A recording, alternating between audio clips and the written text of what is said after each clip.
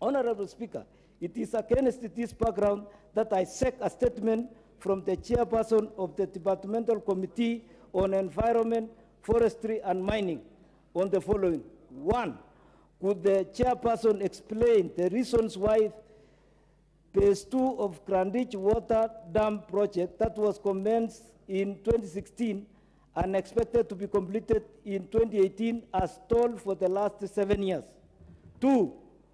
Could the government consider nullifying the tender awarded to MS Cospin SRL in joint venture with Norofi SRL and Idorosi Engineering SRL for inability to undertake works despite having been granted several extensions in 2016, in 2018, in 2020, and in 2022, and awarded to a capable contractor? 3. What measures has the government put in place to ensure completion of the said project, including construction of a sewerage line for Cabernet Town, which was part of the scope of works under the contract? Thank you, Honorable Speaker.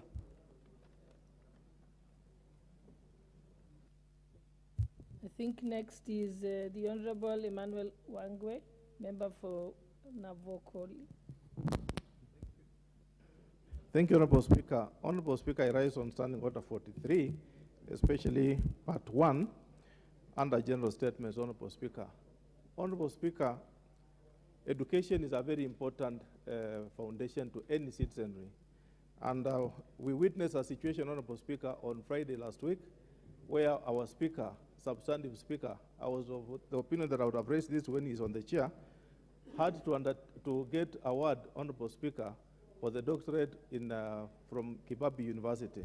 Honorable Speaker, it's my wish that I seek your acceptance. I congratulate the speaker, the substantive speaker, upon his attainment of this honorary degree, which is a prestigious honor, Honorable Speaker, especially for a person who is leading a house like ours, a person who has traveled a journey of academic concern, and Honorable Speaker, a person who has had it all in terms of politics. When you look at his period of existence, Honorable Speaker, he has gone a journey in terms of the political parties, in terms of political leadership, in terms of house leadership, and Honorable Speaker, eventually, he has attained the highest level in terms of academics. Therefore, Honorable Speaker, I rise to seek that it is important we acknowledge the Speaker, especially upon his attainment and attainment of a PhD in from the Kibabi University. Thank you, Honorable Speaker.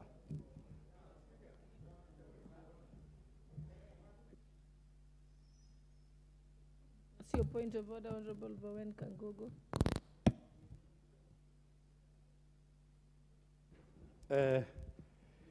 Honorable Speaker, I just want to seek your guidance on the statements read by the Honorable Member of Baringo Central to do with Grandich Dam.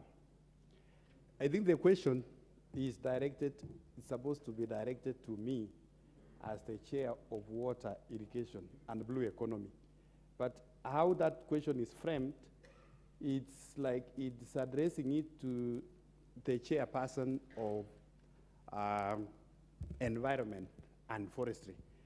I want to seek your guidance, Madam Speaker, on that question, because it is something which we had discussed in our committee, and I don't know if it has been transferred to the Committee of Environment. So please, we're seeking your guidance. Yes, I think, Honorable Bowen, you're right. I think this is because previously there wasn't a Blue Economy, Irrigation and Water Committee. So I think for the answered purposes, it will be referred to the Committee on Blue Economy.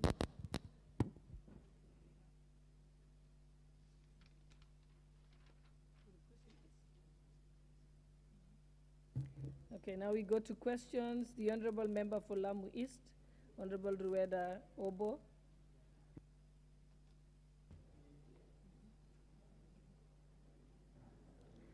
Asante, Speaker. Swali hili limengojewa sana, mpaka wenyewe wamekuja hapa, na dadangu rafiki yangu Thuweba ametoka Sio, amekuja kuona vile tutauliza hili swali kwa sababu wao wanaathiriwa sana. Thank you Speaker for giving me this opportunity to ask question number 1 to 2023 to the Cabinet Secretary for Information, Communication and the Digital Economy. 1. Could the Cabinet Secretary explain why Siu, Shanga and Mkokoni in Lamu East Constituency are suffering from digital exclusion by not being connected to the mobile network? 2. Could the Cabinet Secretary further explain reason why the entire Lamu East constituency is still served by 2G network when the rest of the country is on 4G network and it is soon transiting to 5G network? 3. What plans does the ministry have to ensure that Siu, Shanga and Mkokoni area are connected to the mobile phone network and that the network coverage in Lamu East constituency upgraded from current 2G to 4G? Thank you, Speaker.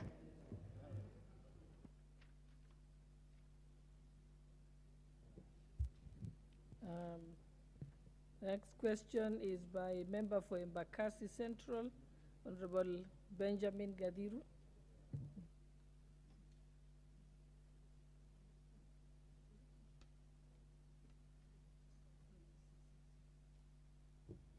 Oh yeah, the question by Honorable Rueda, member for Lamu East, is referred to the Departmental Committee on Communication, Information and Innovation.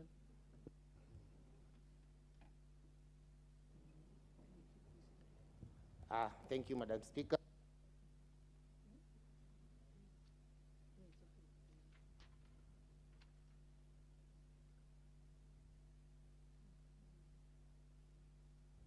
You may proceed. Let him have the mic. Thank you, Madam Speaker.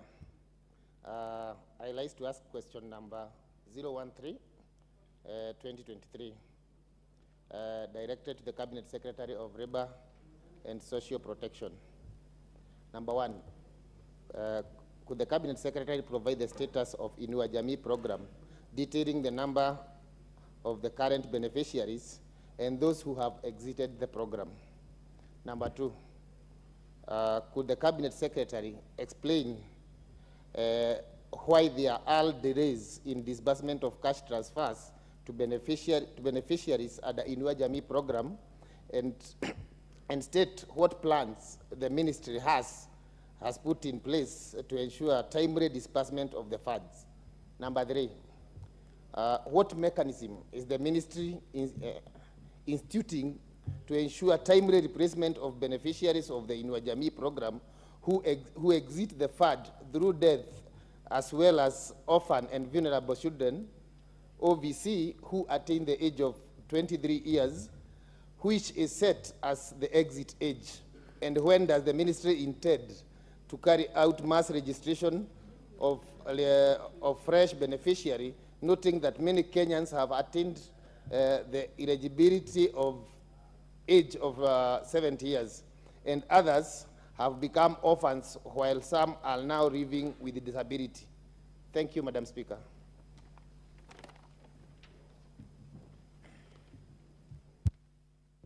The Honorable Member for Koinoin, yeah, Honorable Brighton Yegon.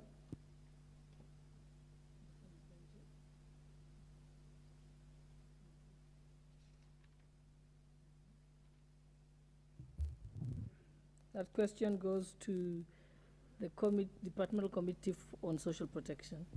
Okay. Yes, Honorable Brighton. Thank you very much, Madam Speaker. I would like to ask the following question to the Cabinet Secretary for Roads and Transport. Question number 1, what plans has the ministry put in place to recarpet the BC Changoi Kimulot Kaptengecha Road in Konoin constituency, which has been in deplorable state for several years. Question number 2, when does the ministry intend to restore the said road to motorable condition in order to reduce the number of road accidents and enhance movement of people, goods, and services within the region served by the road? Thank you, Madam Speaker. Thank you, Honorable Member. That question shall be replied before the Departmental Committee on Transport and Infrastructure.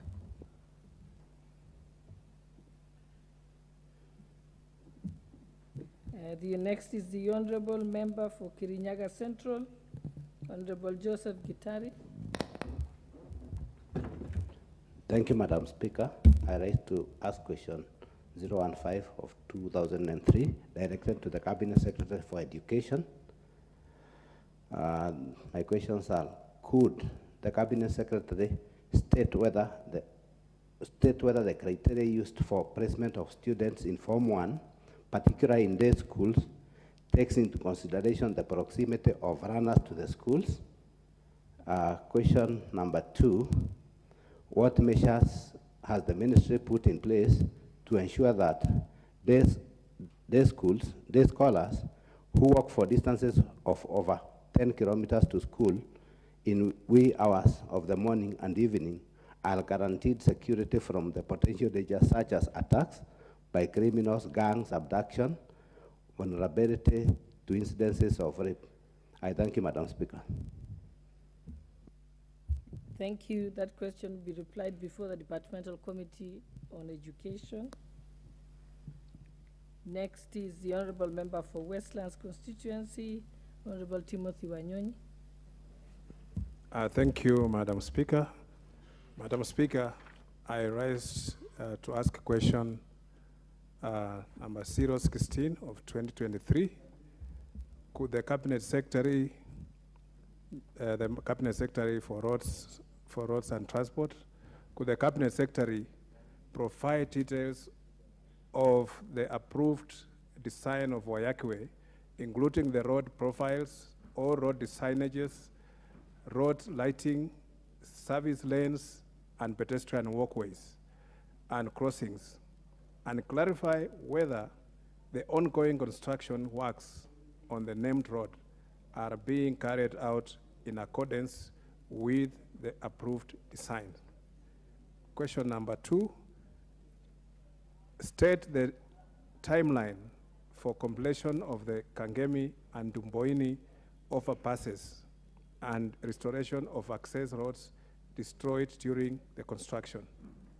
Question number 3, explain why there are no footbridges, pedestrian walkways, and road markings on the said road, and further explain why the provided pedestrian crossings are kilometers apart from each other, thereby escalating road accidents on the said road and disadvantaging school-going children, the elderly persons, persons with disabilities, and emergency response teams. Question number 4, explain why the ministry approved the construction of the Westlands roundabout footbridge without incorporating a ramp for persons with disabilities, and state whether there are any plans to have one installed. Thank you, Madam Speaker. Thank you, Honorable Timothy Wanyonyi. This question will be replied to before the Departmental Committee on Transport and Infrastructure. Next question is by the Honorable Member for Nakuru Town, Honorable David Kakaria. He's not here.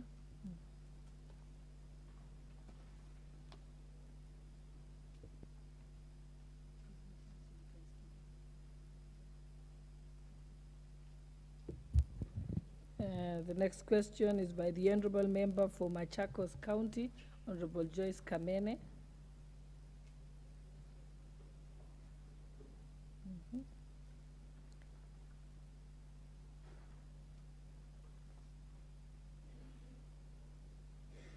think she has sent an apology, so it will be deferred to the next order paper. Next is a question by Member for Nyatike, Honorable Tom Odenge.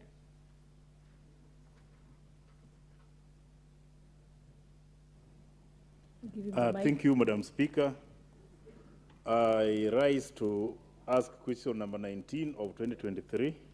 Could the Cabinet Secretary provide details of persons or firms who participated in the tender Kenha 2579 of 2022 and Kenha 2580 of 2022 for construction of Masara Muhuru Bay Road advertised by the Kenha Highway Authority? Number 2, provide details of the contractor awarded the tender for the named project, including the contract sum, and clarify whether the due process prescribed in law was followed in awarding the tender. Number 3, state the reasons why works on the said road have not commenced, the expected time of commencing the works, and the measures put in place to expedite completion of the named road within the contract period. I thank you. That question will be replied to by the Departmental Committee on Transport and Infrastructure. Next question is by the Honorable Member for Embakasi, Honorable Mark Mwenje.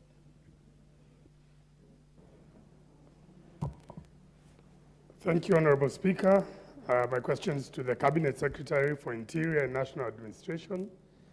Could the Cabinet Secretary, 1, explain why the Betting Control and Licensing Board is no longer processing new applications for licenses, given that their service level agreement indicates that the application and issuance license process takes 6 months? Question 2, state when the board will resume the processing of new and pending applications, including licenses that the board had cleared for renewal for the year 2022-2023. Question 3, explain measures instituted to ensure that where the board had ceased to process and issue licenses with an expiration date of 30th June 2023, any dealers applying for renewal of licenses in the next financial year would not be required to submit current licenses as proof of compliance. Thank you, Honorable Speaker. Thank you. That question will be replied to before the Departmental Committee on Administration and Internal Affairs. Yes, what's your point? Madam Speaker, I rise on Standing Order number 42A3 that recognizes that the Speaker is supposed to approve the question and determine the Cabinet Secretary responsible for the matters to which it relates, and the clerk shall at an appropriate time publish the question on the order paper. Cognizant of the Executive Order number 1 of 2023, the BCLB has since been moved from the Ministry of Interior to the Executive Office of the President, and therefore I'm asking for your guidance to see whether the Minister for Interior and National Coordination is actually able to answer that question of BCLB that has since been put under the Office of the Head of Public Service. Thank you, Madam Speaker. Okay, I think we'll get the clerks to do some research and then we can be advised accordingly. I'll make the announcement before I leave the chair. Thank you for that intervention.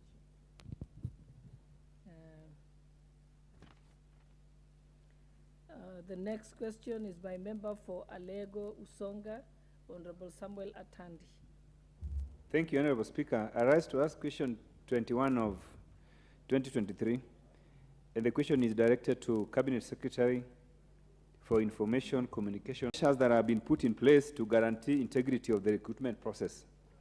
Number 2, provide details of the report of State Corporations Advisory Committee on the assessment of the outgoing board members and indicate if any of the members qualified for renewal of their term.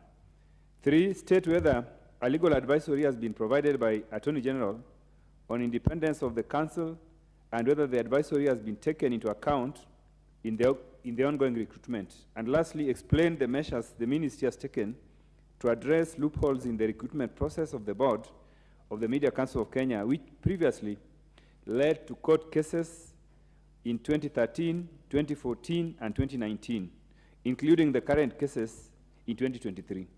Thank you, Honorable Speaker. Thank you. That will be replied before the Departmental Committee on Communication, Information and Innovation.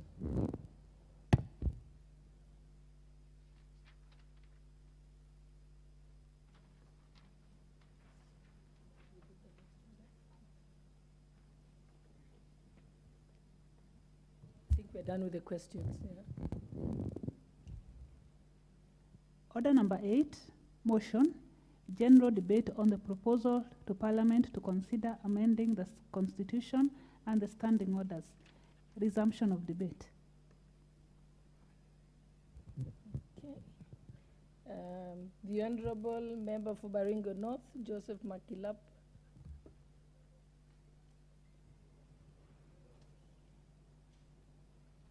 He's not there. Okay. The Honorable Member for Bureti, Kibet Kimingoi.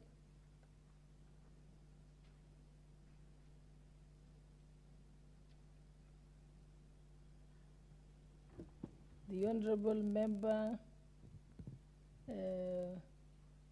Mugambi from Buri constituency.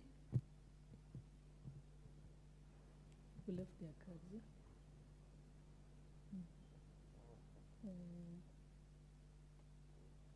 Yeah? The Honorable Member for Marsabit County, Naomi Wako.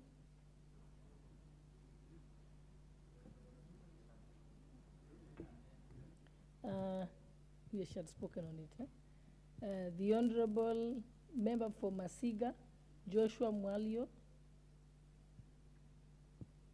Have people left their cards?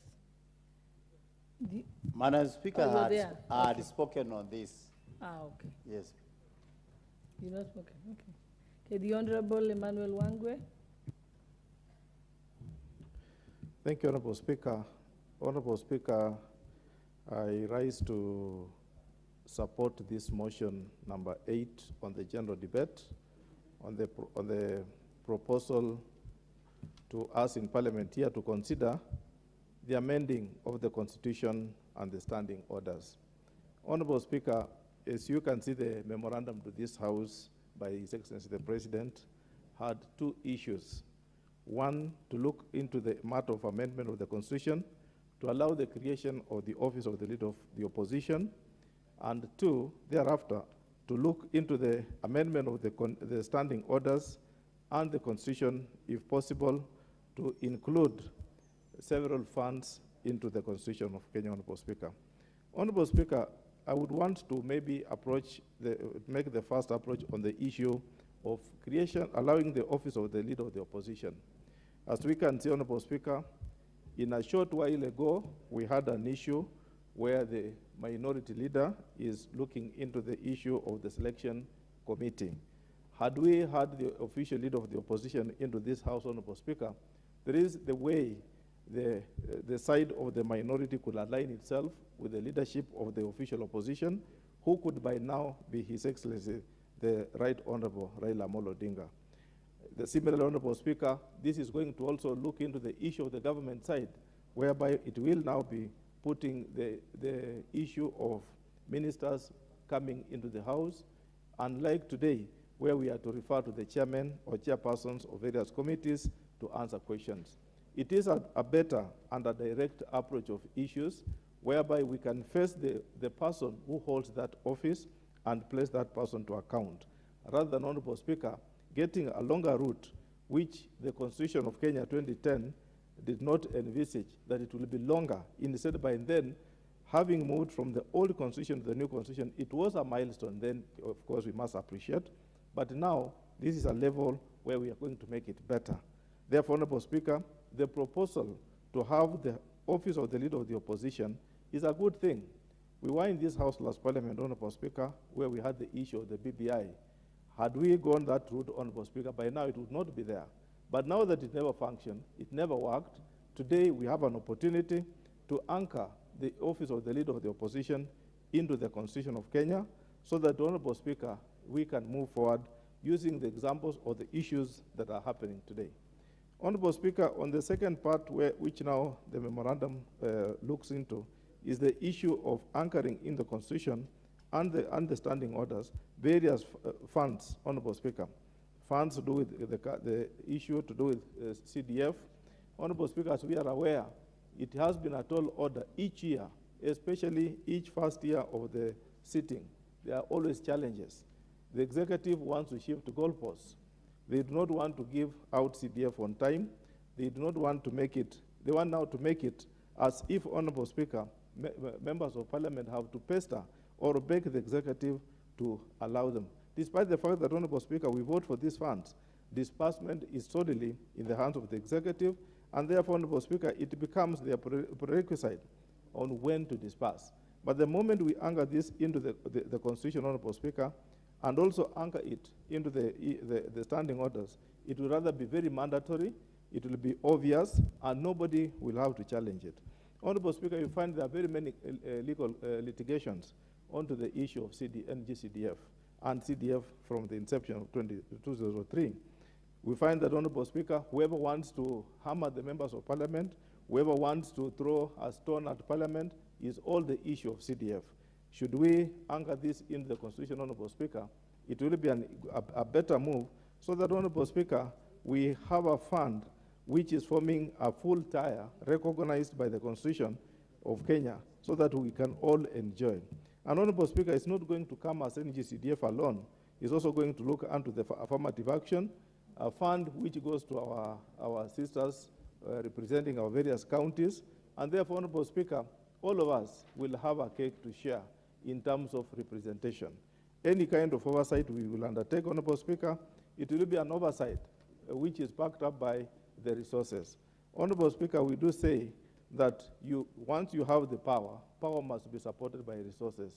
But if you have power and you have no authority, you have no resources, Honorable Speaker, it's empty, and it's an empty debate.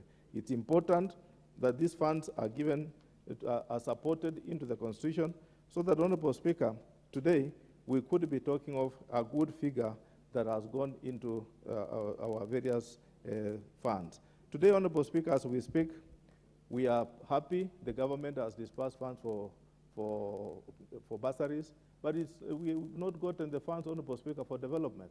We are just a stone throw away. What are we going to do to our various projects which we propose? As you are aware, Honorable Speaker, procurement must be followed to the latter. We must follow procurement processes. When are we going to procure?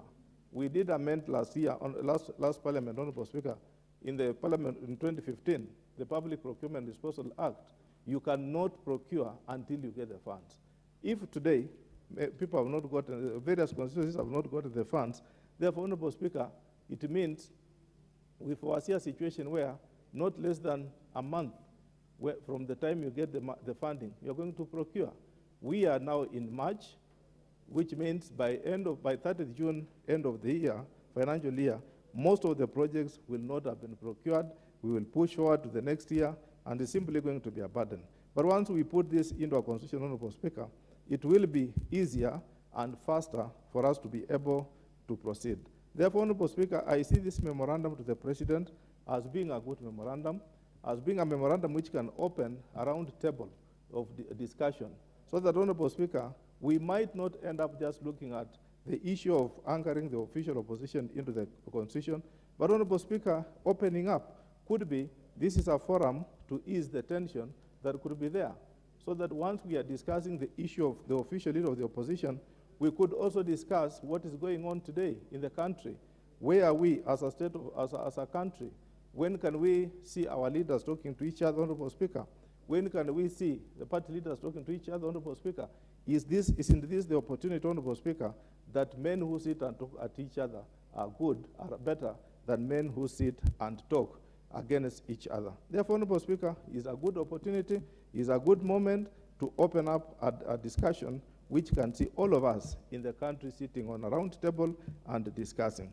Honorable Speaker, looking at this issue of discussion, it could not only just be discussion on leadership alone. We should also be looking at the discussion over what is happening in the country today. Our exchange rate is coming down. We see a scenario, Honorable Speaker, where the issue of very unfriendly discussions are coming, could be from within or from without. The issue of lesbianism, the issue of homosexuality, the issue of education at large. Where are we as a country? It's important, Honorable Speaker. This is a window. A good discussion, Honorable Speaker, should not necessarily begin from the door. It can as well begin from the window, so that you signal and get your signatures right. So it's a window, Honorable Speaker, which can open a round-table discussion of political class and all leaders in this country. Thank you, Honorable Speaker, and I beg to support. Thank you. I now call upon Honorable Nzengu, member for Mwingi North.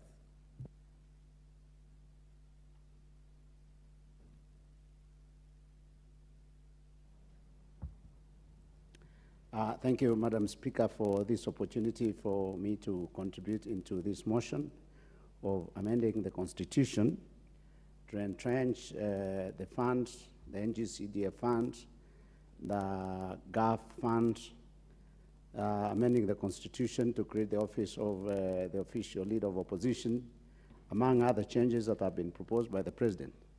And from the onset, I want to support the thinking or the mind that informed this kind of thinking, to the extent that we can amend the Constitution to create NGCDF fund as a constitutional fund. Madam Speaker, you notice that in the past almost 8 years, there has been a lot of court cases in and out of court trying to quash or to kill the CDF by some people that think CDF funds are usually there to help members.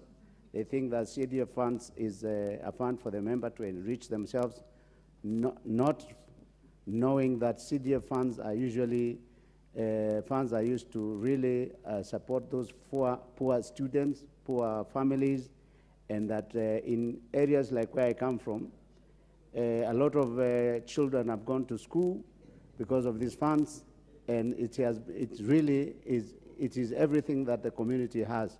So, Mr. Speaker, I want to support the fact that this fund must be entrenched in the Constitution so that we avoid some busy bees, some street lawyers who just want to feel like they want to be known, they just want to be known and to be seen by frustrating something that is so crucial to the country. I want to say that, Mr. Speaker, some of us have benefited from funds similar to the one of CDF, because had we not been educated by the community, we will not be here in this house. So I want to support that. Same way I want to support the entrenchment of GAF fund into the Constitution so that we avoid the same kind of court cases that NGCDF has suffered.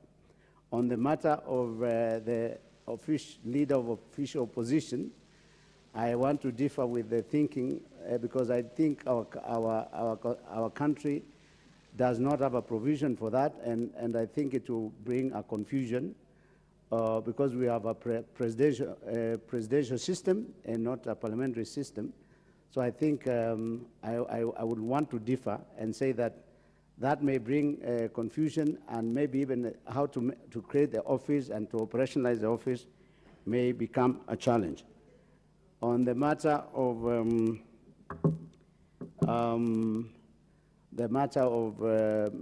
CSS coming to Parliament and being answering questions directly, I also want to differ with that and say that I think it's a scheme to kill the committee approach of Parliament. And I think the system as it has been working, it's been working well, so that committees can also have some work to do. When we bring CSS in Parliament, then we kill the committee system.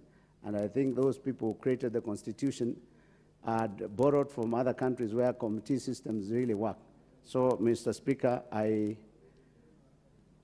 wish to support partially the proposed amendment and say that there shouldn't be amendment to bring in whatever is acceptable to most members, and whatever is not acceptable should be dropped. I submit. Thank you.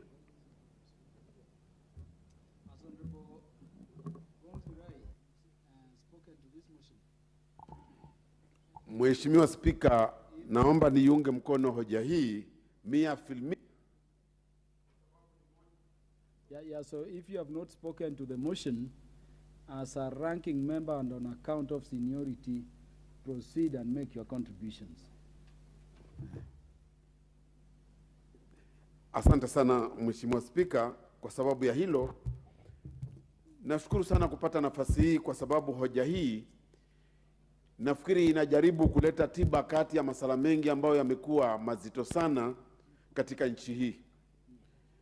Tukiangalia kwamba kutoka mambo ya ugatuzi yalipoingia, masuala haya ya kiongozi ya wachache bungeni yamekuwa ni ofisi ambayo haijakuwa na mwakilishi vilivyo, ili kuhakikisha kwamba masala yote yanayofanyika kuhusiana na kazi ya serikali ina mtu ambaye anajaribu kuangazia na kuhakikisha kwamba kazi njema inafanyika katika serikali hii. Mheshimiwa Spika, ni matumaini yangu kwamba kama hoja hii itakubalika, italeta usawa mwingi na kuhakikisha kwamba kazi nyingi zitakuwa zinafanyika bungeni, kwa kuhakikisha kwamba wakati kiongozi wa wengi na wa upinzani wanapokutana hapa, tutakuwa tunajua kwamba mwelekeo tunakwenda wapi. Pili, Mheshimiwa Spika, masala ya CDF kujumuishwa kwa kutaka karabati katiba, nafikiri ni masala fulani ambayo yanatekana kupewa kipaumbele, na ndio maana Rais wa Jamhuri akatoa taarifa ama maombi yake katika bunge hili kwamba wabunge wangeliweza kujadili masala haya, ili kuhakikisha kwamba swala hili la CDF kutoka kubuniwa kwake limekuwa ni swala ambalo limewapa watu wachache kazi, hasa mahakama na watu wengine tofauti, kwa sababu ya kukimbia makotini na kuona kwamba wana lengo la kutaka kusambaratisha mradi huu wa CDF. Mheshimiwa Spika, nafikiri mahakama ina kazi nyingi muhimu za kufanya, kwa sababu tutashangaa kwamba hata juzi mahakama ilikuwa inazungumzia masuala ya mashoga na wasagaji, na hapa masuala ya CDF ambayo yangekuwa ya maana sana yanapewa kipao ambacho hakieleweki tunaelekea wapi. Sasa inafika mahali mahakama ina kazi yake, inafanywa karabati wa kazi ambayo ingefanywa bungeni imeanza kutengenezwa mahakamani.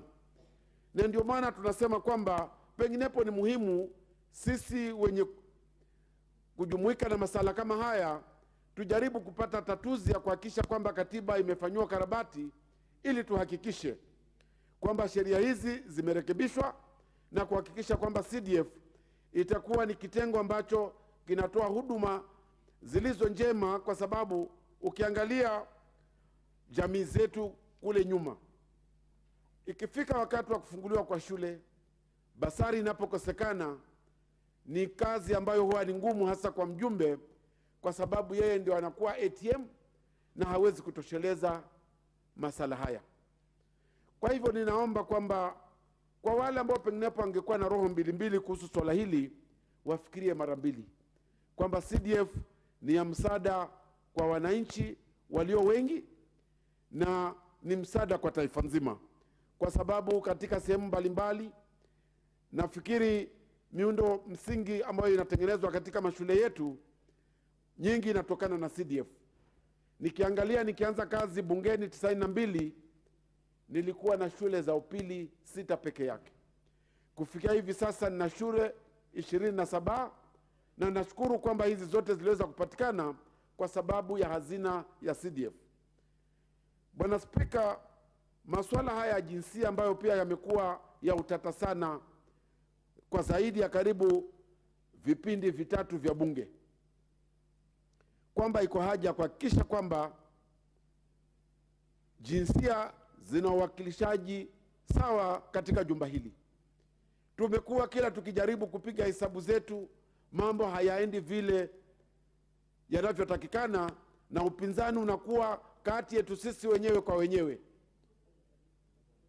upande wa wanaume na upande wa kina mama tunabishana, na mara nyingi hatupati suluhisho, kiwango kwamba ilifika mahali mahakama kuu ama jaji mkuu aliwahi kutoa ilani kwamba bunge linaweza likakatizwa kutokana na kucheleweshwa kwa kubuniwa kwa sheria hii. Nina imani kwamba katiba itakapokuwa imefanywa ukarabati na mambo haya yote kujaribu kuangaziwa, hili swala litakuwa ni historia, kwa sababu kila jinsia itajipata kwamba ina uwakilishaji tosha, ili kuhakikisha kwamba watu wote wanapata uwakilishi vilivyo.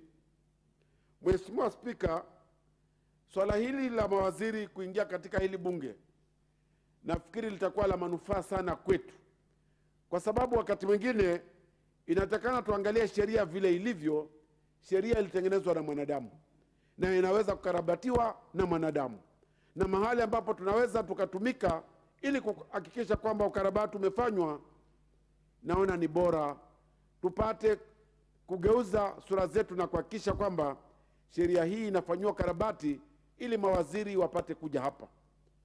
Tumewahi kuwa na visa vingi ambavyo tunahitaji mawaziri kufika katika bunge hili ili kueleza kinaga ubwaga ni kitu gani kinachoendelea katika wizara zao. Lakini wakati mwingi tunapotegemea kamati, huwa nazo pia zinategemea kupata majibu kutoka kwa wizara, na wakati mwingine wana shida kutupatia majibu. Mara nyingi watu wameleta hapa petition na kuuliza statement, lakini majibu yanayopata kutoka kwa komiti wakati mwingine zinashinda kuchambuliwa vilivyo, kwa sababu majibu hayako sahihi na hayawezi kutusaidia. Sasa inakuwa ni kama ambaye tunauliza petition zile, maswala yale, lakini hakuna mtu ambaye yuko tayari kusema ulo kweli jinsi ilivyo. Nina imani kwamba hawa mawaziri watakapoanza kutumika hapa, maswala mengi ambayo yamekumba nchi hii, kama maswala ambayo tulikuwa tukiyazungumza leo hapa mchana kuhusiana na usalama wa nchi hii, nafikiri mengi yatapata kuwa na mwisho. Nakumbuka wakati fulani mwaka jana, watu wangu wa Mwembeni walikuwa na uvamizi na wakavamiwa na watu 40 katika boma walio na silaha, na kituo cha polisi ni kama kilomita 5. Lakini kwa sababu inaonekana kwamba watu wa usalama walikuwa wamehusika kuhakikisha kwamba watu wale watatekeleza ujangili ule, hawakuweza kujihusisha vilivyo, na hata baada ya kituo cha mbali kilipofika, magari yaliyohusika kunaswa na watu fulani kushikwa, kilichotushangaza ni kwamba baada ya watu hawa kupelekwa mahakamani, wakili wa serikali alikuja mahakamani na akasema kwamba kesi hii anaisitisha pasipokuwa na sababu. Ushahidi umepatikana, exhibit gari ni hizi, watu wameshikwa ni hawa, na leo wakili wa serikali anasema ninakatiza kesi hii. Ni jambo la kusikitisha kwamba kutokea wakati huo mpaka sasa hatuja kuwa na suluhisho la kujua watu hawa ambao nyumba zao zilichomwa, walipigwa, hasa kina mama, watu wazima, hatima yao imebaki wapi? Kama ilikuwa penginepo ni njia ya kuwafanyia eviction, lakini utaratibu haukufuatwa na sheria ilivunjika ama ilivunjwa, kwa nini mpaka sasa hakuja kuchukuliwa hatua yoyote ya kuhakikisha kwamba usalama umepatikana? Na hapa tukija tukiulizwa statement, tunapata majibu ambayo hayaeleweki na mawaziri hawapatikani, kwa sababu sheria inawakataza kufika katika bunge hili. Kwa hivyo, Mheshimiwa Spika, nakubali na kuiunga mkono hoja hii, nikiamini kwamba umaarufu wa kiongozi wa nchi aliona kwamba ni vyema bunge likapate kujumuika vilivyo kwa sababu ni kati ya majukumu yetu ili kuhakikisha kwamba ukarabati umefanywa na mambo haya yamewezwa kuingiza katika katiba ili tukapate kuzipata huduma zilizo bora. Mheshimiwa Spika, nashukuru kwamba kufikia wakati huu tumeanza kupata pesa kidogo za CDF, lakini vile zinavyokuja, hata wakati mwingine inatubidi kamati ya CDF, mwenyekiti ama kiongozi walio wengi analazimika kutoa majibu ambayo hayaeleweki kwa sababu waziri wa fedha hajafika. Kwa hivyo, kwa hayo machache, Mheshimiwa Spika, ama mengi, nataka niseme asante sana kwa kunipa nafasi na kuhakikisha kwamba nimechangia katika hoja hii. Asante sana. Asante sana ndugu Gonzi Rai. Let us have the Honorable Joseph Kangara, the Member of Parliament for Lari. Thank you, Mr. Speaker, for giving me this opportunity to also contribute and support the memorandum that was brought to this House by His Excellency the President, where he made several proposals. And I want to support, first of all, the issue of the two-third gender principle. Mr. Speaker, we are all aware that the courts have already pronounced themselves on the issue of the two-third gender principle, having not been implemented by the House. And the court said that the House, or the Parliament for that matter, should be disbanded. And when the President now brings proposal where we have to bring this matter to a rest, and of course the President himself has already pronounced himself again that he's a President who is going to obey court orders, I think it is a high time that we come up with a formula to be able to implement the principle or to bring amendments to the Constitution and look for a different way of how we are going to ensure that we achieve this as per our Constitution. Mr. Speaker, the other one is on changes to the standing orders so that we are able to bring cabinet secretaries to Parliament to answer questions.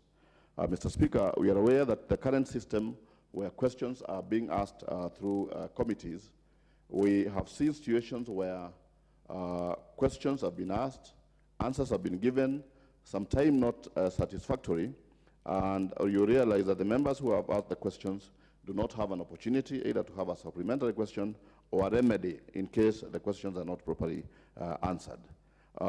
Previously, when we had the cabinet secretaries coming from Parliament, people were able to engage, and members would indeed either be satisfied or the ministers or cabinet secretaries would be made to ensure that they give proper, correct answers to members, because some of the questions, or most of the questions that we ask on behalf of the electorate, the people who are put up in this House. And in that case, I would support that we have cabinet secretaries here so that we get satisfactory answers.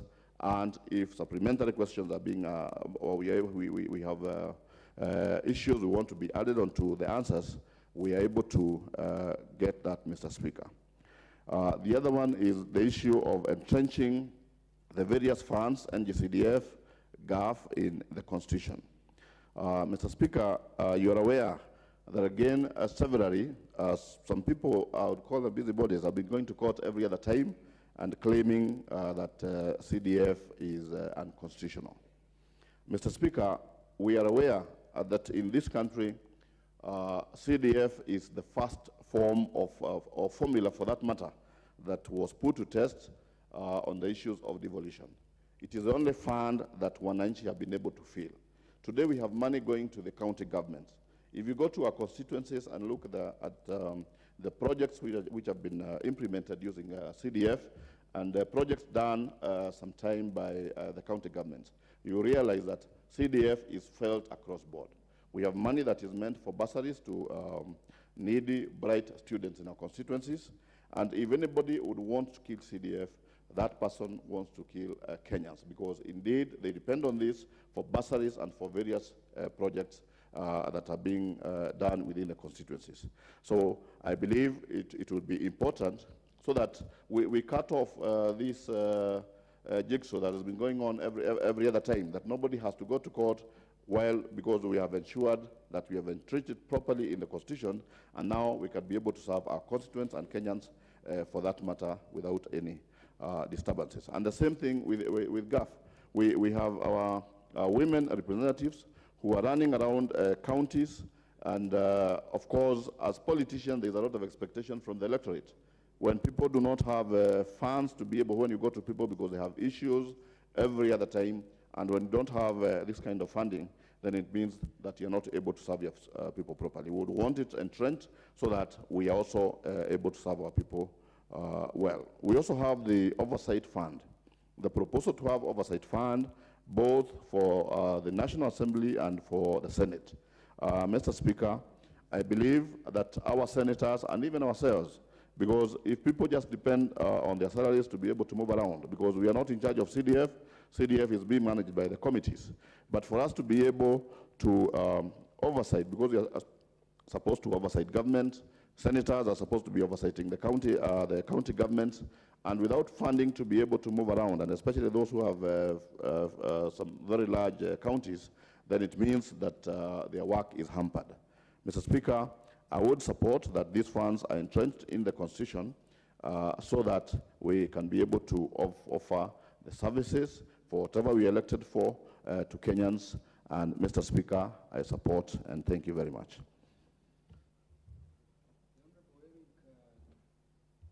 The Honorable Eric Kaugu, the MP for the Great People of Madeira constituency. Thank you very much, Mr. Speaker, for giving me this opportunity. I rise to support the proposals brought forth by His Excellency the President to amend the Constitution. And Mr. Speaker, to begin with, I want to support the anchoring of NGCDF into the Constitution. Mr. Speaker, if you go around all the constituencies, the projects that are most visible are projects done by NGCDF, Mr. Speaker. And Mr. Speaker, the reason is NGCDF, the funds available, most of it is used for development, and very little money is used for recurrent. And that is why, Mr. Speaker, the projects done by NGCDF in this country are the most visible, Mr. Speaker. I support the anchoring of NGCDF into the Constitution because we will avoid these issues of everyone waking up in the morning to go to court to delay us, to delay us. When we anchor NGCDF into Constitution, we will avoid these issues of everyone waking up in the morning, going to court to say that NGCDF is not constitutional, and we will avoid the delay as we are experiencing today, Mr. Speaker. Secondly, Mr. Speaker, the issue of cabinet secretaries coming on the floor to answer questions. I support it, Mr. Speaker, because a member may ask a question that I have an interest in. And if that question, and if the cabinet secretary goes to the committee, I will not have an opportunity to listen to the cabinet secretary answering a question that I may have an interest, even if I'm not the one who asked that question. So, Mr. Speaker, I am supporting that proposal, that cabinet secretaries be coming to the floor to answer questions to the full House, so that if it is a question that I am interested in, I will come and listen to the answers being given by the cabinet secretary. Mr. Speaker, number 3, the issue of creating an office for the leader of opposition. I am supporting it, Mr. Speaker, because the noise we are experiencing in this town, Mr. Speaker, if the leader of opposition has an office, he will go into that office, address media, make all the noise he wants to make from that office, as opposed to what we are experiencing, him making noise in town, disturbing the peace that is being experienced by Kenyans. So I am supporting that we create an office of the leader of opposition, so that him and the likes of Jeremiah Kioni, they can carry all sufurias they want and go beat those sufurias in that office. And lastly, Mr. Speaker, as I support those proposals, I want to add another proposals, because we are now speaking of amending the Constitution. Mr. Speaker, I want us to make another proposal, that we bring in 1 man, 1 vote, 1 shilling. Because, Mr. Speaker, it cannot be that a person who is representing 120,000 voters is receiving the same resources as a person representing 5,000 voters. Mr. Speaker, because we are in the mood of amending the Constitution, let's do it overhaul rather than doing it in parts. The proposal to amend the Constitution to include 1 man, 1 vote, 1 shilling, it must then come together with these proposals that we are brought by the President. Because there are people who are being treated unfairly. You are representing 200,000 people, you are elected by 100,000 voters, but the resources we are receiving through NGCDF, we are receiving those resources equally to a person elected by 5,000 voters, Mr. Speaker. That is not fair. That is not equality, Mr. Speaker. And because now we are in the mood of discussing how we are going to amend the Constitution, I am bringing forth that proposal that because we are in that mood, let us also include the issue of 1 man, 1 vote, 1 shilling, so that we don't then come again and try to amend the Constitution to include the issue of 1 man, 1 vote, 1 shilling. If we are amending the Constitution to include the office of the Leader of Opposition, if we are anchoring NGCDF, GAF, and the other funds into the Constitution, if we are amending the Constitution to allow the CSS to be coming on the floor to answer the questions, let us also include the issue of 1 man, 1 vote, 1 shilling, so that we feel, Kenyans can feel they are all represented. There can never be that an MP who is representing 150 voters is being treated or is receiving the same resources as an MP who is representing 5,000 voters. So, Mr. Speaker, I support those proposals, and I also include a proposal that we bring in the issue of 1 man, 1 vote, 1 shilling. Thank you very much, Mr. Speaker. Thank you very much. Do we have Honorable Harrison Kombe, the MP for Magarini, in the House? You may proceed. Asante Mheshimiwa Spika kwa kunipatia nafasi hii nikaweze kuchangia mswada huu unaoelekeza kubadilisha ama kurekebisha katiba. Mheshimiwa Spika, kwanza ningesema ubunifu wa ofisi ya mkuu wa upinzani katika katiba hiyo itatupunguzia masuala yale ya vurugu katika nchi mara kwa mara baada ya uchaguzi. Pia vile vile nichangie kwamba tunapofikiria hizi ofisi za kina mama zikaweze kupata mgao ili wakaweze kusaidia makundi yao, hapo pia tunaweza kuwa tunaendelea vizuri. Pia vile vile niongee swala la pesa za NGCDF. Msemaji mwenzangu ameongea vizuri, lakini pengine tu nimfahamishe ya kwamba wapigaji kura sio wale ambao wako katika eneo bunge. Wapigaji kura wanaweza kuwa 2,000, lakini eneo bunge liko na zaidi ya watu 300,000 au hata 500,000. Inategemea siku hiyo ya kupiga kura kama watu wameamka namna gani ndio waweze kujitokeza. Wanaweza wasijitokeze kwa wingi, na isichukuliwe kwamba wale watu 3,000 waliojitokeza kupiga kura kuwakilisha watu 500,000 kwamba ni lazima wapewe wale. Na wale wengine je? Hawa wengine pia ni wa Kenya.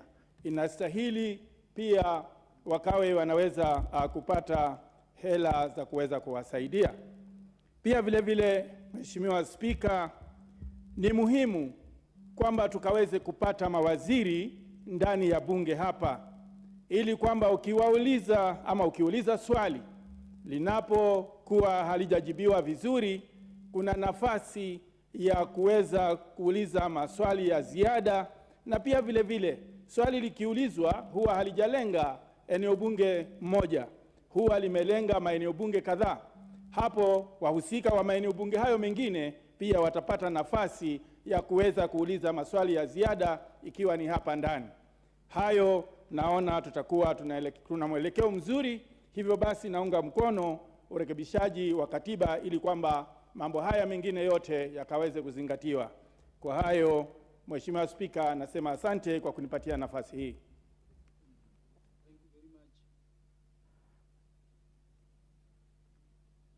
Thank you very much, Honorable Kombe, for those wise and well-thought contributions. Do you have Honorable Gabriel Kagombe, the MP for Gatundu South? Is Gatundu South the constituency of the 4th president of the country? I confirm, Mr. Speaker, it is the constituency of the former president and the chairman of the Azimio coalition. You're a great member of parliament representing great people. Make your contributions. Thank you, Mr. Speaker. Mr. Speaker, I rise to support this motion on amendment of the Constitution to allow Kenyans access services that... Honorable Kagombe, Honorable Ferdinand Wanyonyi, I really wanted to give you the chance to make your contributions, but the systems of parliament confirm you had contributed to this motion on Wednesday, 15th February. I don't know whether you could cross-check. And the systems indicate you made your contributions for the entire time allocated, in fact 10 minutes. You are so senior, I don't want to keep you around. Yes, okay, thank you. Continue, Honorable Gabriel. Honorable Speaker, I support the motion, especially on the 2/3 gender rule. Honorable Speaker, the spirit of the Constitution under Article 27, 6 and 8 is that a representation of all Kenyans is very imperative and is critical so that we achieve parity of, because you know, representation, and we keep saying, is that we say that there's nothing for us without us. So to have a parliament that does not have enough women is to mean that women are not being represented properly in their constituencies here in parliament. It is also the same when it would so happen that we have fewer men and fewer youth in the in parliament. So I support the 2/3 gender rule as proposed by the president. And this parliament, under Article 255, 257, and 256, have the right and the powers to amend the Constitution to allow such changes. Mr. Speaker, the importance of CDF cannot be overemphasized. When you walk around town and you walk around the villages, you find projects that are done and funded by CDF, because the way CDF is constituted is that it is so representative. It touches on the lowest of people within constituencies, and they are able to put their contributions on what matters to them. Mr. Speaker, when we start fighting such a fund, then you deny the lowest people in society access to have word and to have their word put and listened to and implemented by the fund that comes from their taxpayer, from the taxes that they pay. Mr. Speaker, we know that probably other ministries should have done their work. For example, right now we just got the bursary fund. And probably the Ministry of Education should have identified a way of addressing issues of disparities between people who can pay and people who cannot pay. But as it is, and we have the law as is and the law as it ought to be. Right now, as it stands, in as much as we would want the ministry to do that, it is unable to do that, and it is unable to provide for children who are not going to school. But a member of parliament with his committee of CDF are able to go and find the lowest people in society and accord them bursary. As it stands, we have children who have not been able to access Form 1 because they have no school fees. We have children who are out of school because we've not been able to disburse their bursaries. And you know, the way the situation is on the ground is that we have disparities and we have a lot of troubles with the finances. So, Mr. Speaker, I support the implementation and anchoring of CDF and GAF and other affirmative action funds into the Constitution. Mr. Speaker, we have been treated to a lot of drama in the recent past. And when I see the opposition leader waking up in the morning and saying, now we are going to G, then I realize we do not have proper or properly anchored position of official opposition leader. And we say that exercising what we call power without responsibility is a prerogative of the harlot. And we must stop opposition from just disrupting economies of other people and economic activities of Kenyans. But how do you do that, Mr. Speaker? We need accountability. We need an opposition that is structured so that even as it opposes the government, and it is very in check. But we cannot do that when the official opposition leader is somewhere sitting under a tree. Mr. Speaker, we need the official opposition leader and the actual opposition to be structured and to be within the law, so that when they're putting the government in check, then they exercise their authority and their power to oversight and to oversee government in very structured manner. That is the only way we are going to have and avoid these issues of addressing people on TV and by the streets and on the rooftops of cars. And we have a proper office that can address the executive and can be brought to this parliament, and we consider what has been recommended by official opposition. That is the only way to put government in check. And even as I sit on this side of government, I know that people left to their elements, they are capable and they have proximity and affinity to be selfish and to go to very selfish decisions. We need a proper working opposition. And that is why I support the president when he says that this parliament finds it fit to anchor the office of the official opposition leader and actually the official opposition, which we're going to deal with here in parliament, and structure it in a bill and in an act that can be dealt with and that is capable of coming and standing here in parliament and being considered, so that the recommendations of the opposition are heard in parliament and considered within the law. And finally, Mr. Speaker. Before you leave that point, because the president has dispatched these thoughts to parliament, so that as members we can enrich those thoughts and act if we are to act, not just to support. We still do not have a bill. Just while you are on your feet, and I'll add you time. I've had members contribute on that point on which you are giving very thoughtful, considerations. How do you have the leader of official opposition in a system like ours, which has no opposition? Because if we can help the president solve that, I've had everybody contributing agree we need that structured. Or you are suggesting we move from a presidential system to a parliamentary system where there is an opposition and for which, therefore, the leader can be the official opposition in the House, formally, giving his views on how the nation should be run in the structured way you suggest. Mr. Speaker, I stand advised, but I know in this House we have the representative of the opposition who is the leader of minority side in Parliament. But, Mr. Speaker, as it is, we know that, and I agree with our system of Parliament right now, it may be now beyond Parliament to change the system of governance as stipulated in the Constitution as it is. But when we sit and find the opposition leader, because, even the opposition, when it sits here, we know where it takes its mandate and its instructions from. And a lot of times, even the leader of minority is at pains explaining issues that are being given to him or instructions that are being given to him from outside this House, Mr. Speaker.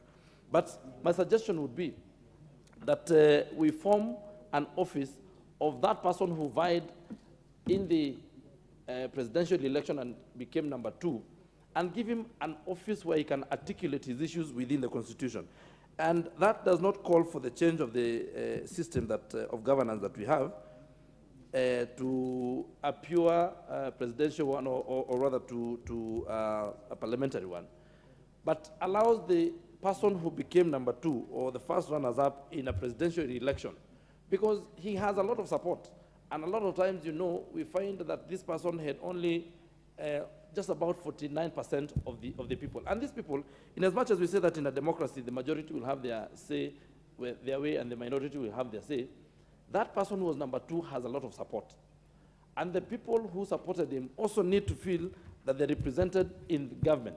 So we shall sit in this house and formulate, and you know we have a committee that shall be in charge of this, and they shall formulate a way of having the official opposition leader outside parliament that is able to bring bills in this parliament, even if it's going to be appointed by the party that has the majority, the minority rather, and they appoint an official opposition leader, even if it is not the one who had vied for presidency, then it will be so, and that office shall be created, and they shall have recommendations that are capable to be listened and considered by this House. So, Mr. Speaker, the final issue I was on was the issue of cabinet secretaries. And we have had a lot of questions today. But a lot of times, even though under the standing orders, the person who had asked a question can go to the committee that will be listening to the cabinet secretary, it is not properly anchored, and we lack the benefit of enjoying and listening to answers that are given to the House by cabinet secretaries, because of them answering within committees and not in the House. Mr. Speaker, we have a lot of things that are going wrong because cabinet secretaries are not in touch with this House. Mr. Speaker, unlike the previous system of governance where cabinet secretaries used to sit in this House, they would even understand our issues. We have cabinet secretaries that have never been to the ground and have not interacted with the people on the ground, have not interacted with the Mwananchi, and they will need to hear the inputs of members of this House who are elected by people from the villages, so that they listen. Every time they come here, they listen to what Wananchis on the ground are saying, what Wanjiku and Atieno is saying on the ground. At times, we have a disparity, and some of these times when you wonder why a certain cabinet secretary is not working the way you would expect them to work, at times it's because they've not interacted with those people properly. And you know, in our representation, we represent, and I keep saying we represent the least of our people in society. And we talk to them, and we listen to their issues. These issues cannot be addressed separately in a committee room somewhere. We need people to come and sit in this House when we are all full, at a full House, and we address the issues, and they listen to us, Mr. Speaker. So I support that we create, we amend the standing orders, and we allow cabinet secretaries to sit in this House and answer to questions when we are all here listening. Thank you, Mr. Speaker. Thank you very much. Honorable Gabriel Kagombe, you had risen on the standing orders to question why question number 20 of 2023, the question by Honorable Mark Mwenje, the MP for Embakasi West, was being directed to the ministry in charge of Interior and National Administration. We have looked at Executive Order number 1 of 2023, which was issued on January 2023 on the Organization of Government of the Republic of Kenya, and confirmed that under that executive order, Betting Control and Licensing Board is under the Interior Department of that ministry.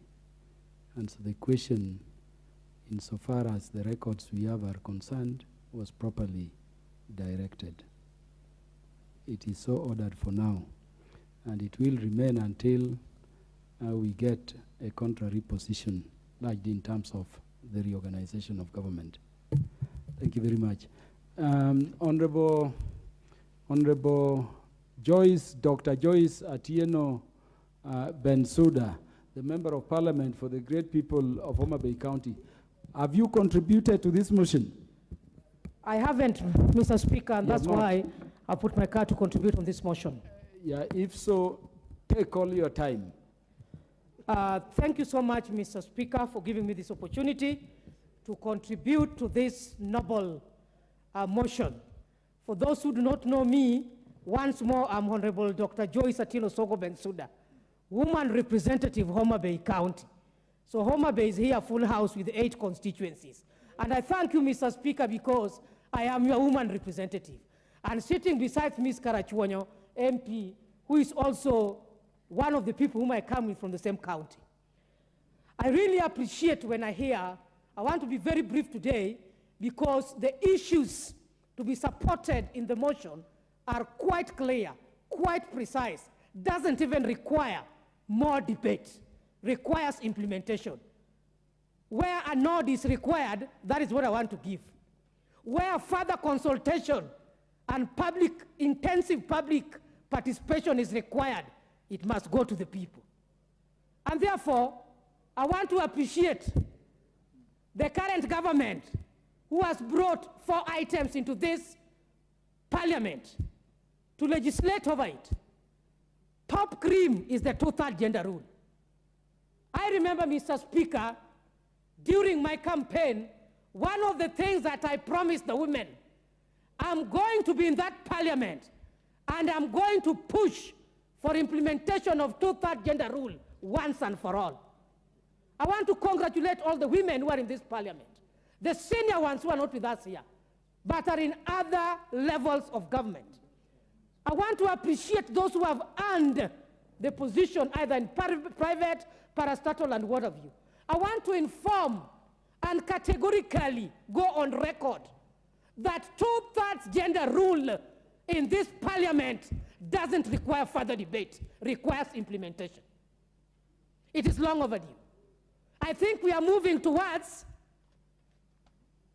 taking side shows when we are still wondering whether it will be implemented or not. I want to urge all the sitting members of parliament from the male gender, this is something that we want to see you on the forefront. It is the women who are leading this country, right from the village, from the houses where we come from.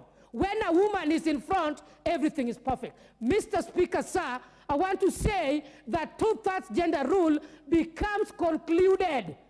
Let us not debate over this thing until even Jesus will come back and find us we are still pretending over the 2/3 gender rule. On to the second session, which is enshrining NGCDF and GAF. In Kenya, we are 47 women representatives. I'm very happy that we have shifted as a parliament. When we mention NGCDF, it's something, a sixth sense comes into their minds and all minds of the MPs who are representing constituencies, and they mention GAF not left behind. Bensouda is saying GAF is fast. We have seen the fruits of NGCDF, very conspicuous, very objective. In my constituency, I see the classrooms which can be models. I want to thank you, Mr. Speaker, Honorable Kaluma, for what you've done on classrooms in Homa Bay Town constituency. I see what Honorable Adipo Kwame does in the constituency where I cook ugali. There is no debate about NGDCF. If anything, we are calling for an increased percentage, not a reduction, not a debate over it.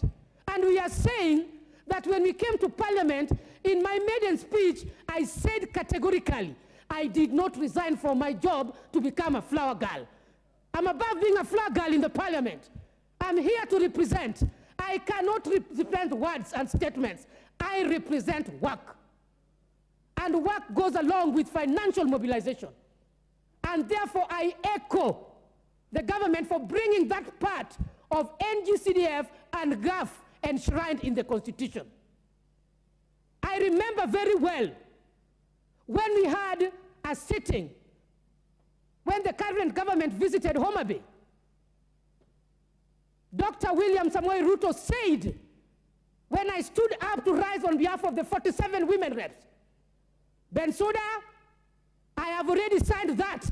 Kazi ni kwenu huko bungeni. Himself he said it. Is there anybody still doubting about NGAF? What we get is good enough. But what we are saying, when considerations are being done for increment, we want women reps to represent effectively and efficiently. And so I support. When I come to the issue, there are 4 issues. We have the issue of the Senate. I want to argue and support from the perspective of a project planner. There is no monitoring and evaluation which can be done without resources, which can be done without mapping out the framework of the project to be monitored. I believe Senate is doing that. What I'm saying, can there be realistic budget demanded so that when the county governments, the national government is being put into check, then we are doing it from a realistic perspective. And of course, the reports must be timely submitted to ascertain whether we are implementing on the right direction as per the plan, whether we are achieving our goals or not, and what can be done. This requires movement. You cannot move on a motorcycle. It requires fuel. It requires the human resource. It requires the ICT. All this requires resources. So can we have something realistic for the Senate? I think the last one we are busy arguing, I just entered when my colleague was talking about whether we have the official position or not. To me, I want to say, Kenyans, we must be honest. Opposition has been in this house every time, and that means they are not opposing what is happening, but they are providing for checks so that effective balances are there. That is the direction we want to go. This does not stop those who are providing for checks and balances to give informative information outside to the common mwananchi. Not all of them are having televisions. There are issues which I think even for myself, I need to be properly updated on. The effects, you are a legislature speaker, take us on. There is no rush. We want this thing to be done in a private, in a more concurrent way. We are not rushing to have the opposition office now. After all, the checks are being questioned here. So what is the rush? That is my question. I thank you, Mr. Speaker. I submit. Honorable Dr. Joyce Atieno Sogo Bensouda, you've not told the people of Kenya how Homa Bay County, which you represent, has dealt with the issue of affirmative action. And I've not heard you appreciate the fact that the people of Homa Bay have always complied with the requirement in terms of electing, the ladies. Can you take a minute or two to do so?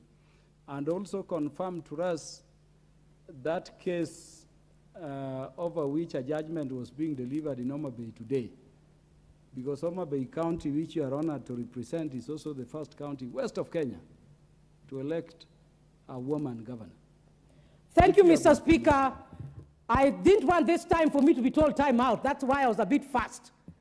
But thank you for giving me the honor, first and foremost, to appreciate Homa Bay County as a whole.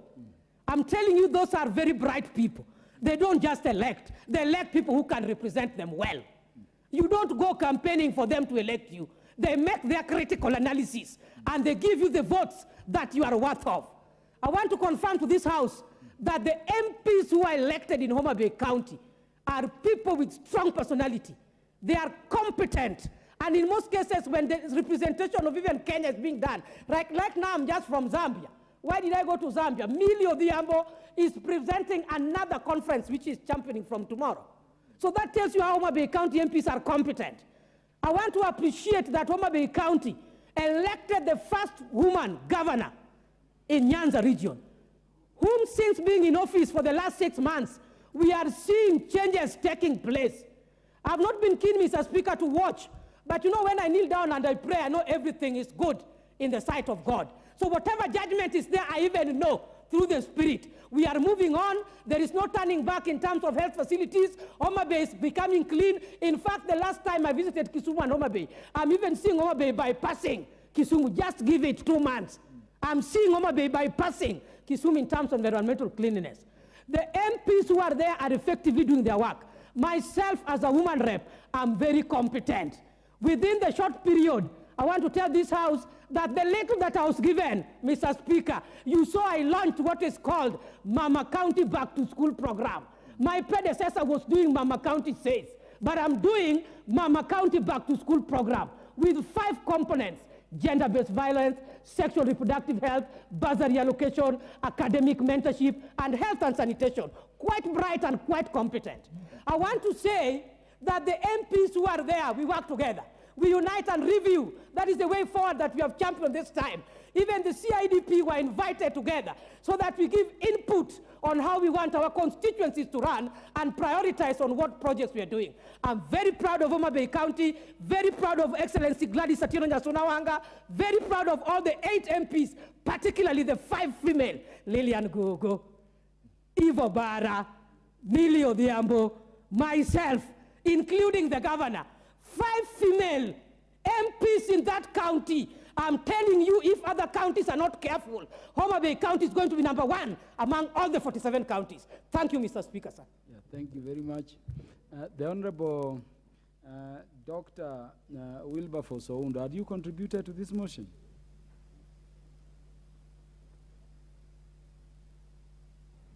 Yes, Your Honor, I had contributed to this motion.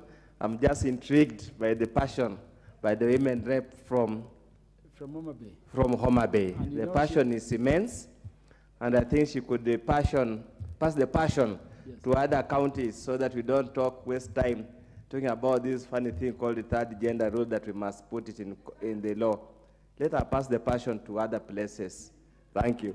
And you know, Dr. Oundo, those ladies, those great gentle ladies she has mentioned, hold very top-level academic qualifications. She forgot to add Dr. Lillian Gogo, Dr. Ivo Bara, Senior Counsel Human Rights Advocate, Millie Odhiambo Mabona. So you see, what she says is true.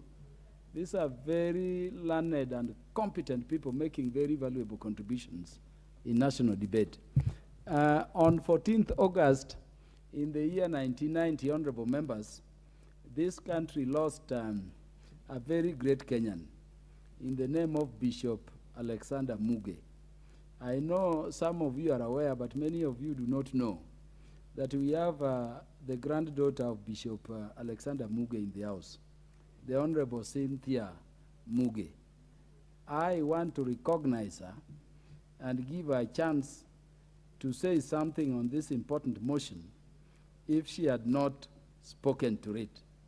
And we thank you for being here to say those things we only used to hear from your grandfather. I remember when your father passed on, I was in Standard 8, preparing for exams. I had not met him in person, but my tears rolled down my cheeks very freely. So make your contributions if you have not made contributions. Thank you very much, Honorable Speaker, for the opportunity to speak to this particular motion on the floor of this House today. Like you said, my name is Cynthia Muge, and I come from Bishop Muge's place. Of course, he's a grandfather and a father to all of us in our county, and most so importantly, to me. And just like you, of course, I did not see him per se, but I have been able to go back to history, and we have been able to trace the kind of things that he did. And I want to note with great pleasure that it's good to do good things when you're living in this world, because I went to Kirinyaga the other day, I think it was on 4th, the honorable member of Kirinyaga County Woman Representative had a function, and there was this gentleman who used to work for Voice of Kenya, VOK, several years ago, and he couldn't hold his horses when he heard that my name was Muge, whether it was related to the late Bishop Muge or not. He really wanted to shake my hand and say a few things. Of course, he said that the last time he saw the bishop was when the bishop came to Kirinyaga, because there was something that was of national importance that needed to be said, and he was the guy who was on the mic, and he was the guy who would always do interviews for him. And he said, of course, he ended up in jail after the bishop had said whatever he had said on a very topical issue that was happening in the country at that time. And of course, I felt great not just to be associated, but also to be a neighbor at home with Bishop Muge. You see, Honorable Speaker, when I'm at home every time, I always tell people it's important to ensure that you have a beautiful and great, well-built name, because it might not be beneficial to you, but it will be beneficial to the generation that will come up after you. So I want to say that Bishop Muge was a great man, and we should all endeavor to ensure that we emulate what he used to do and what he stood for until his death. He was a great man in all spheres, and we hope that we'll have reincarnations of him in these generations that we have currently. He comes from Mosop constituency in Nandi County, and I come from Mosop constituency in Nandi County as well. So thank you, Honorable Speaker, for this opportunity to contribute to this motion that has been brought to the floor of the House by the Honorable Majority Leader. Honorable Speaker, we've had so many issues and talks in regards to the matters that had been raised in this motion. One of the issues, Honorable Speaker, that is outstanding is a not more than 2/3 gender principle. Honorable Speaker, like Honorable Bensouda has said it is not a matter that we should be speaking to. It is a matter that we should be asking about how far is the implementation of the said principle. Honorable Speaker, for so many years we have spoken, especially after the promulgation of the Constitution that recognized the deficiency in the female gender, to be specific, in leadership positions or decision-making tables, Honorable Speaker. With that, Honorable Speaker, it necessitated that we are able to do an affirmative action of giving an opportunity to women or whatever gender. You see, Honorable Speaker, also, every other time when we talk about gender issues, it's construed to mean women issues. Of course, it's never about women issues, Honorable Speaker. I was looking at the statistics today morning, of course, in light of the International Women's Day that's supposed to happen tomorrow on 8th, Honorable Speaker. And I looked at the figures, and I looked at KNBS and the statistics they had done. You look at the statistics of the number of female teachers in primary school versus the statistics of the number of male teachers in primary school. Honorable Speaker, the number of female teachers in primary schools are more than the number of male teachers in primary schools. In that case, Honorable Speaker, it should be used to be able to show people that gender is not a female's issue. It's not a women's issue. It is all gender, female and male. It can fall on either side.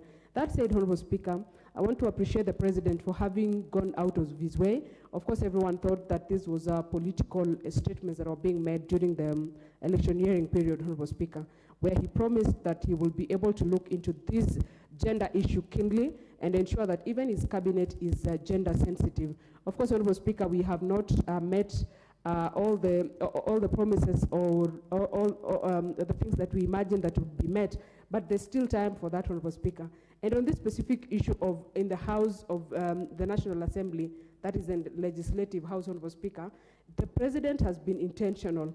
He has been intentional to an extent that he has gone ahead and been able to put together a team that is able to now say how are we going to achieve this 2/3 gender rule practically, Honorable Speaker. And I want to say, Honorable Speaker, it takes willingness and political goodwill for you to be able to do that. The fact that he saw it wise to bring it to this House, and if you look at the wording of this particular motion, Honorable Speaker, it actually asks members to make general comments and observations in regards to the proposal that have been brought to the floor of the House, which is a rare opportunity, Honorable Speaker. Most of the time, things will be done, and then something that has been concluded and decided on is brought on the floor of the House, clear with recommendations, Honorable Speaker. But this particular motion on this very important issue, Honorable Speaker, has been brought to this House so that we are able to make comments and be able to put our thoughts together so that we can make it better and easily achievable. Honorable Speaker, what we want to call for and what we will ensure that we provide an enabling environment is for its implementation, Honorable Speaker, so that as we are geared towards settling on a particular formula for the 2/3 gender rule, we are also clear on the implementation framework and actually fast-tracking the implementation of the same. Honorable Speaker, I want to say that I appreciate Homa Bay. Homa Bay, like Honorable Bensouda, the woman representative, says, has not only been speaking about it, it has actually been ensuring that it is actually doing something about it. And it is something that all of us, Honorable Speaker, should be doing. And I want to say that I'm not badly off now that I come from a county where at least out of the 6 single constituency members, we have 1 female. So it's a step in the right direction. It's been long since we had one from Nandi County, Honorable Speaker, but now we can see light at the end of the tunnel, Honorable Speaker. And I want to tell the people of Kenya that this is not something, this is not an endeavor in vain, Honorable Speaker. It is going to bear fruits, and it will be very beautiful fruits in this House and the decision-making tables in this country, Honorable Speaker. So I want to say that I support that particular proposal by the President that we should look at a 2/3 gender rule and we look at it objectively, Honorable Speaker, so that even the formulas that we come up with, the suggestions that we're able to put forward, Honorable Speaker, become implementable, and not just implementable, but also financially sensitive to the people of Kenya, so that we are not, again, giving them another financial burden in the name of curing the not more than 2 that gender principle, Honorable Speaker. There is the other issue, Honorable Speaker, that has been mentioned that deals with GAF, NGCDF, and the other empowerment funds, Honorable Speaker, and even the Senate Oversight Fund, Honorable Speaker. These are very important part of the important things in this country, and I want to appreciate, Honorable Speaker, that the President of the Republic of Kenya is actually, or has actually been in this house as a legislator. He knows where the shoe pinches because he has won it before, Honorable Speaker. And I want to say, just like my colleagues, that this is not something that should be up for discussion. It is something that we should actually be increasing the percentages of money that is allocated to these particular funds, so that they are able to address the issues that are actually touching on them.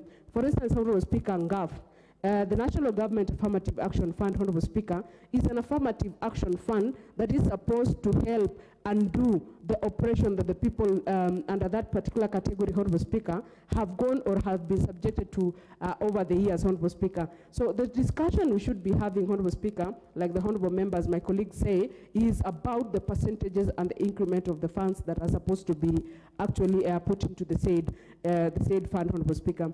Honorable Speaker, when you hear discussions and talks outside, Honorable Speaker, everyone is talking about how beautiful and nice GAF is, how nice CDF has been, the great things that those particular funds have done in the people of Kenya's backgrounds and villages, Honorable Speaker.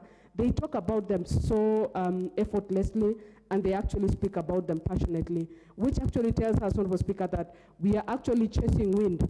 It is already done, and it is already good. I mean, it is just ratification of the said, Honorable Speaker. So, Honorable Speaker, as a House, and on that particular suggestion, I want to say that I totally, and I agree in totality with the President's suggestions, and actually, I believe that the team that is going to sit down to be able to produce a final paper on the same is going to do a thorough job on the same, Honorable Speaker. Honorable Speaker, on the issue of allowing the Cabinet Secretaries to appear before the floor of the House to answer the members of the questions, Honorable Speaker. Of course, Honorable Speaker, it gives me a 50-50 feeling, a 50% feeling of they should be given the opportunity to come to the floor of the House, and a 50% feeling of they shouldn't, Honorable Speaker, because, Honorable Speaker, if you allow the Cabinet Secretary to come to the floor of the House, you are actually making or reducing the number of activities that the committees are supposed to conduct, Honorable Speaker. The link between the National Assembly and the State Department, Honorable Speaker, should be that particular committee that has been given the opportunity to be able to oversight directly and then bring the resolutions to the floor of the House for ratification, Honorable Speaker. So, Honorable Speaker, I think there is more that needs to be done in looking at the bit. Honorable Muge, do you need more time? Yes, Honorable Speaker. How many more minutes? 3 minutes, Honorable Speaker. You have it. Thank you, Honorable Speaker. I haven't seen a gracious speaker before. Thank you for giving me those additional 3 minutes. So, Honorable Speaker, I want to say that on the issue of allowing the Cabinet Secretaries to come to the floor of the House, I think this is an issue that needs further thought, Honorable Speaker. We should be able to look at it, comparing it to the kind of system that we have in this country, and also comparing it with the responsibilities of a member of parliament who is supposed to legislate, who is supposed to oversight, and who is supposed to represent, Honorable Speaker, so that at no point are we making them clash, making the CS and the members of parliament clash, Honorable Speaker. We should provide an environment where everyone is able to do their duty, Honorable Speaker, without the other one interfering. So that is my thought on the same, Honorable Speaker. But as I said, I am no expert in the constitutional issues or in the legal issues. I'm actually a physical planner. So if you were to give me a road to draw and give me a house to be able to design and do all that for you, I would do it. But for this, Honorable Speaker, I want to ask for the indulgence of the people who actually can be able to interpret and be able to compare the statutory legislations in this country, so that we are able to keep our system of government, Honorable Speaker, and be able to deliver our services to the people that trusted us with the opportunity to be here. Lastly, Honorable Speaker, is in the office of opposition, the leader of opposition. Honorable Speaker, I want to say that that issue, just like allowing the CSS to be on the floor of the House, is a matter that also needs a lot of consultations, wide consultations, so that we are able to do something that will not be used or that will not taint our names in the future, Honorable Speaker.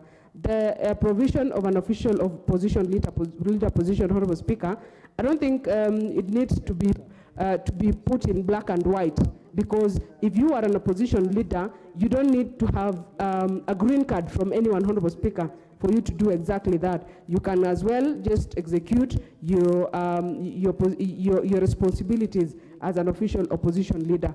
So, Honorable Speaker, I want to thank the majority leader for giving this House an opportunity to be able to consider the suggestions that were made or brought to this House by the Honorable Speaker and be able to make general comments on the same. Thank you, Honorable Speaker, for the opportunity, and I want to say that that is my submission. Thank you, Honorable Cynthia Muge, for those submissions, contributions. The MP for Mumias East, the Honorable Peter Salasi, had you contributed to this motion? You do very well outside. We want to hear you speak to Kenyans. Okay, thank you so much, Speaker. Maybe my contribution on the issue of the President allowing the ministers, the cabinet secretaries to come in the House. I think, yes, it's a good idea, but to me, from where I sit, is that it's going to be only opportunity for the majority leader and for those who call themselves to be veterans. So we think the best thing to do is for the President to give the committees, in our various committees, powers to summon those, the CSS and permanent secretaries.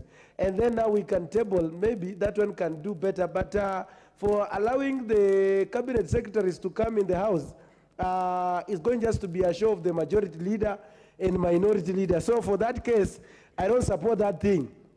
I only support that we as in the various committees to be allowed to summon the CSS and come and respond, and so that we can bring the report in the House. On the issues of having the opposition leader, that issue, because it was in the BBI, and we are still supporting that issue 100%, and I also to compliment about it. About the issue of the CDF, CDF has been of great importance because we don't have the issues of wage bill in the CDF. Those are people who are working there, they are only relying on allowances. So you find like the work of the CDF has been able to be felt in the mashinani than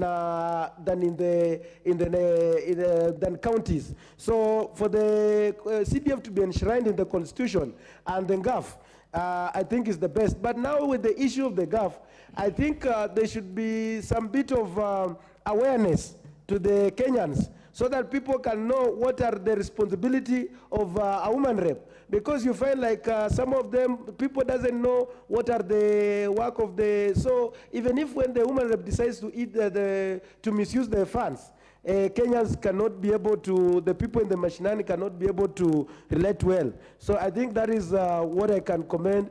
Speaker, I think I have done so well today because I'm also performing so well there out, and I'm also doing so well here as you have heard me. Thank you, Speaker. Thank you, Honorable Peter Salasia, the great Member of Parliament for Mumias East. Does the Honorable David Kiplagat want to contribute to this, the Member of Parliament for Soy? Honorable Speaker, thank you very much for giving me this chance to contribute to the proposal from the President on amendment of the various articles of our Constitution, and also amendment of our standing orders to include the PSS being allowed to come to this House so that they can be able to answer to various questions. My view are the following. On the issue of CSS, being allowed to come to this House so that they can personally answer questions from members, I think it's a good thing.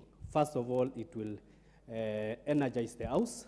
In fact, I think the attendance will be felt because everyone will want their questions to be answered by the person who is supposed to answer the question.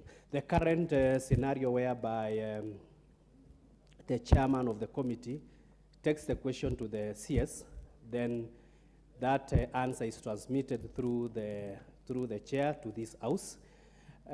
We don't know, something can happen in between, and you will also get the members of the committee. For those members who are just members, the interaction with the CS is very minimal. So it is only the chair who gets to interact with the CS. So I believe for accountability purposes and for transparency to be felt and for the members to be felt, it is important that we allow the CSS to come to this house by just amending the standing orders. I don't think we need to look at the constitution for that to happen.